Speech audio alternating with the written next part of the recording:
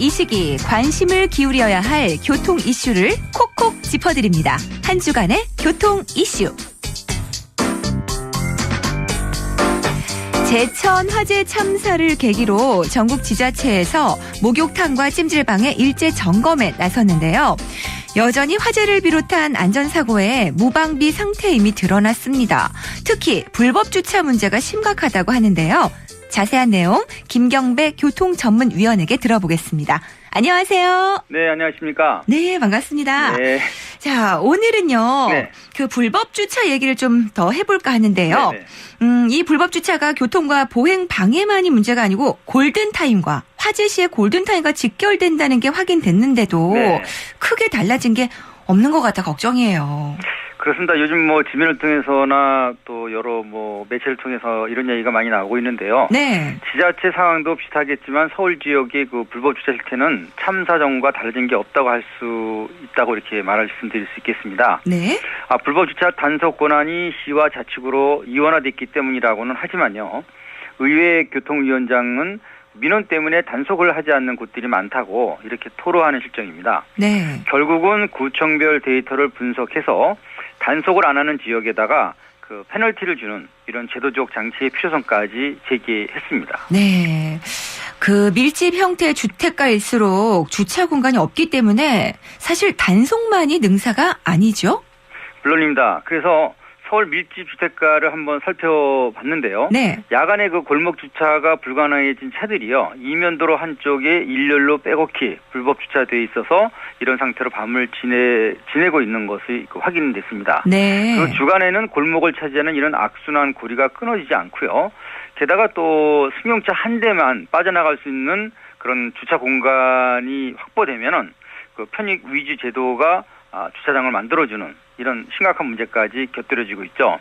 그런데 언제 어떻게 닥칠지 모르게 되는 그 화마 등의 긴급 출동해서 그 골든타임 발목을 잡게 되는 불법 주차 참 심각하기 때문에 하루빨리 해결책을 찾아야 하고 또 정부와 함께 국민의 의식도 바꿔 나가야 된다고 봅니다. 네. 이 불법 주차가 개선이 안 되면 또 다른 인재로 이어질 공산이 큰데도 전혀 달라질 기미가 보이지 않는 거 이게 큰 문제입니다. 그렇죠? 네, 그렇습니다. 그 서울시 그 소방재난본부에 따르면요. 소방차 통행이 곤란한 지역은 420개소나 되고요. 소방차 한 대 효과를 발휘할 수 있는 그 비상소화 장치안까지 그 불법 주차 가로막는 사례까지 있다고 했어요.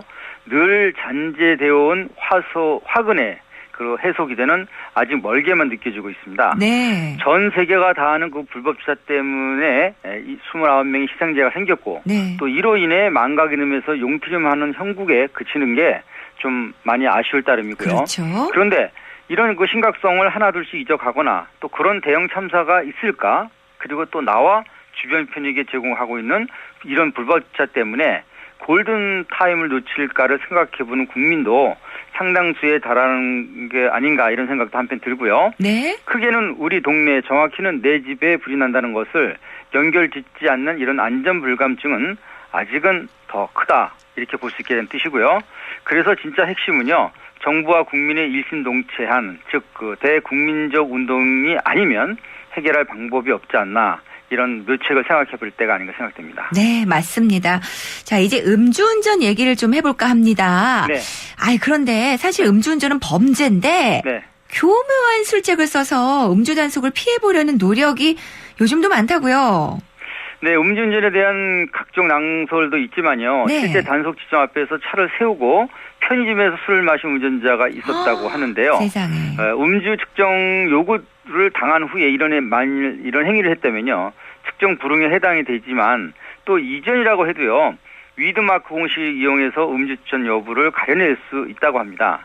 그래서 그 술 냄새가 나도 음주 측정기로 측정되지 않을 경우는요. 체해를 하게 되는데요. 네. 단속 지점을 알려주는 웹사이트와 또 모바일 앱은요. 처벌 근거가 없다고 합니다. 그런데 대리운전을 했어도 주차장이 너무 꽉 차서 차주가 다시 차를 움직이게 된다면 음주운전이 되고요. 또 이것이 이제 도로나 공공구역이 아닌 사유지 내에서는 처벌할 수 없다는 그런 좀 아리송한 얘기가 있습니다. 그렇군요. 보면은 뭐 맥주 한 잔 했는데 단속되는 경우도 있고 네. 소주 마셨는데 단속 안 되는 분도 있고 좀 들쑥날쑥하거든요. 네. 그 음주 단속 측정기에 대고 뭐 들이마신다 또는 내쉰다 이런 호흡의 차이가 있는 건 아닌가요?